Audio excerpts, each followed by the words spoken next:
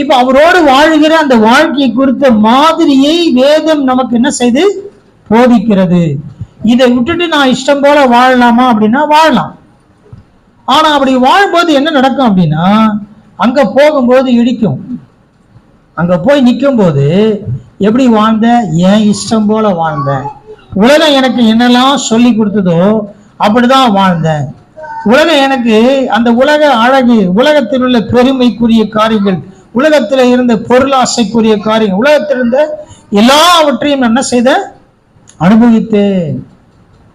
அப்புறம் எங்க பரலோக மாதிரியாது அப்படின்னா இல்லைன்னு தான் வேதம் சொல்லு. பரலோக மாதிரியாய் இல்லை இல்லையா? அதனால நாம் இப்ப எப்படி வாழ வேண்டும்?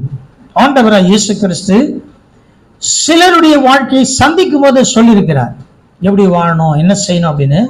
எல்லாவற்றையும் பார்க்கறதுக்கு நேரம்